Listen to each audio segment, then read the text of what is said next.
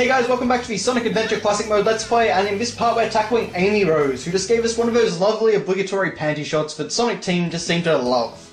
Yes, the first of many. But Amy's gameplay style is similar to Sonic, if Sonic were a bit lethargic, I think.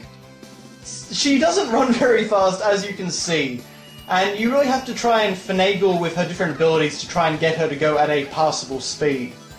It's funny, actually, I remember the Amy's speed not being a problem when I first played the game, but when I went and played it for this run, I've got to say, she is a lot slower than I remember. Even with speed shoes, she is incredibly slow, unless you actually do, you got your Poyo Poyo hammer. I think that's what it was called, wasn't it? Or Pico Pico hammer. No, getting referencing a game franchise there, but basically with that hammer, you can use that by pressing the X button, and you can do an attack by just pressing it once. You can do a little jump attack by jumping and pressing it. And if you have enough momentum, then you can press the X button and do a little kind of flip, like that. And that will instantly build up your speed and momentum to maximum. So that is a really good technique. Unfortunately, it is very finicky. And Amy just doesn't really control that well, in all honesty, which was interesting to me. As I say, I don't remember her controlling that poorly, but anyway, Amy actually has a very unique take on Twinkle Park. It's basically a case of you go into a sort of, not haunted castle exactly, but you know, some sort of theme park ride, some sort of environment which you have to traverse, which has all these traps and mirrors and stuff like that. So it's a little bit different, if nothing else, and kind of fun. Well, actually, no, fun's probably the wrong word. Just kind of like a neat little bit of variety, I guess. If they try and fake you out there.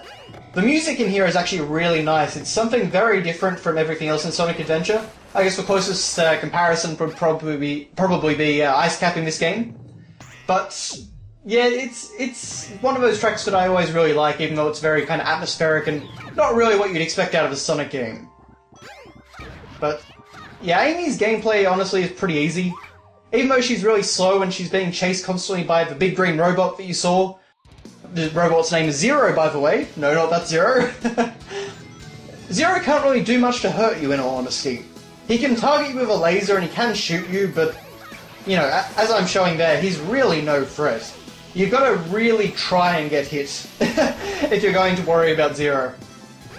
So, yeah. Unfortunately, as you can see, Amy up a slope is pitiful. Absolutely pitiful. We're talking Silver the Hedgehog in Sonic 06 levels, but, thankfully there's a conveniently placed balloon here, so we can grab on and get the heck out of here. Well, we would if the balloon actually went up further. There we go.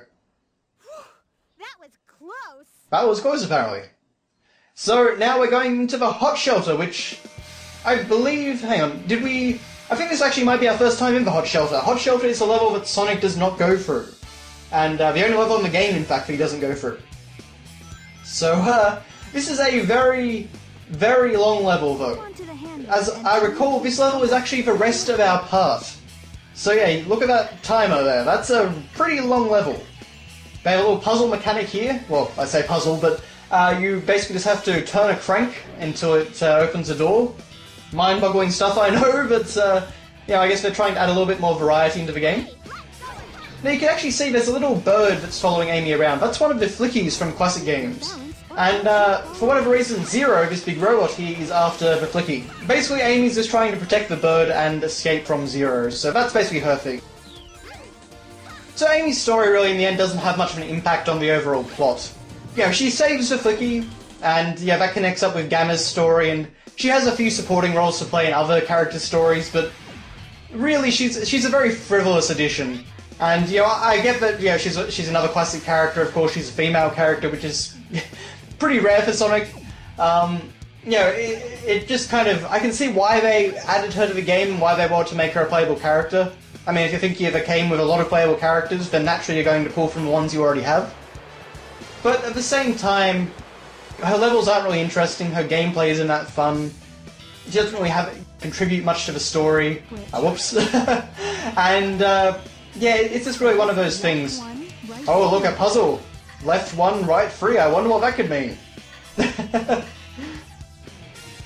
But Hot Shelter is actually kind of a nice little level. It's got a lot of cool elements to it. It looks like we're underwater here. You've got all these tubes and, you know, like you saw Zero earlier break in from the water and you saw the waterfalls just a few seconds ago. So that was kind of cool. There are a few nice little elements here. I do like the fact that Zero kind of seems a little bit unstoppable in that he's just breaking through everything. So, but yeah, there are certainly some nice elements here, but on the whole, I don't think I would have bothered to do Amy's story in all honesty.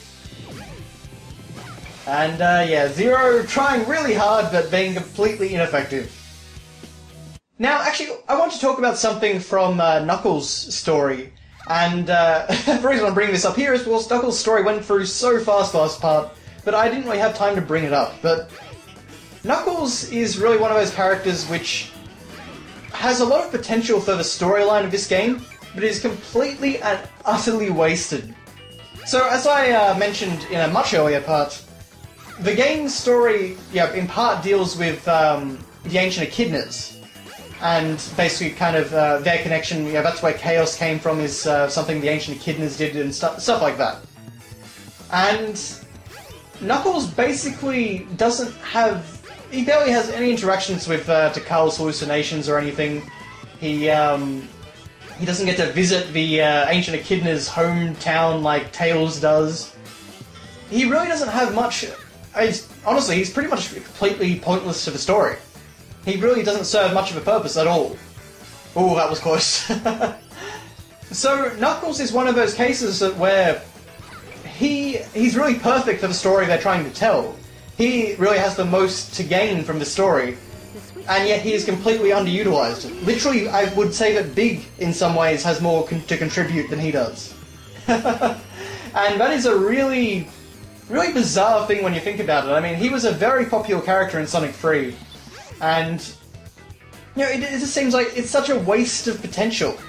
Sonic Adventure, like I said in a previous part, does actually have a lot of potential for telling a fun story anyway. And, you know, maybe filling in a few more character backstory details and stuff like that. But honestly, it just never capitalizes on anything. It just has some good ideas. It needs the execution there, though. But that was really the main thing I want to cover with Knuckles, is just that despite being a story about the ancient echidnas, he basically has no part to play. And he doesn't even... I believe his storyline ends with him saying something like, "I may never know why I'm guarding the Master Emerald, but I'm here, and I'm content." It's basically just like, I don't care. Which, is a bit of a slap in the face, I feel like, to anyone that likes Knuckles, but, you know, of course, as I said in the last part, this is... Yeah, the modern era really wasn't kind to Knuckles. He's portrayed as an idiot and basically an entirely pointless character. Which is a shame. Anyway. So, with Amy's story, she only has 4 levels. And Hot Shoulder is by far the longest, so you don't have to worry about that too much. We will be done with her in less than a part next time. But, yeah, for some reason they decided to make Hot Shelter a really long level. A lot of different elements to it, a lot of different areas, a lot of mechanics. But, you know, with Amy's story, there's really not much to talk about. The only thing I do like about Amy's story is that at the start, you see her living in Station Square getting groceries. And, she's thinking back to the time when she was with Sonic, back in Sonic CD. And, Sega Team don't actually go the whole 9 yards, but they do make up a little tiny cutscene, which, oh, hello, Zero. What are you doing there? That's kind of cool, I think, at least. I like that. But, yeah, it's a nice little set piece, anyway. But yeah, at the start of Amy's story, you get to these sort of flashbacks to scenes from Sonic CD. So, it's got Sonic holding modern version of Amy running away from Metal Sonic. So, they actually do use a Metal Sonic model, which is kind of nice. So, it's only, you know, lasts about 4 seconds or so, but it was a nice touch, I think, and a nice callback to Sonic CD. Oh, well, of course, they don't actually mention Little Planet or anything like that. Okay, so now we've got another one of these incredibly fun block-dropping puzzles. You basically have to pick up the block and drop it in a hole, and that is all there is to it. So one of the blocks is up here, but unfortunately I didn't notice it when I first ran through here. Thank you, camera, that is lovely. The only difference really here is that you have Zero on your tail, at least most of the time. No, actually, he seems to have disappeared again. Oh, there he is. So that can be the only thing, and yeah, with the imprecise controls, getting Amy to actually pick up one of the blocks can be very frustrating. And of course, they don't always just go right into place where you want them. Nope. Try again, Amy. Doesn't this just look like a lot of fun? You know, Amy's stories is... I don't hate it by any stretch of the imagination. Nothing is particularly frustrating or annoying. It's just very bland. There's nothing that's really fun to do. Like, there are some fun little set-piece moments, like you saw on the monitor before with Zero, but that's really all there is to it, in all honesty. But we are nearly at the end, thankfully. And for some reason we've got these little double doors, which will not open unless you're in close enough proximity to them. But there you go, there's the end of a level. And for some reason they put a bunch of Coconuts Mark II, I guess you'd call that robot. But yeah, that is it for Hot Shelter, finally. So thank you very much for watching, guys. Amy is just gonna hover there, I guess. It's a bit weird because the balloon does start going up, but then it just kind of stops and gives up. But thank you very much for watching, guys, and I'll see you next time.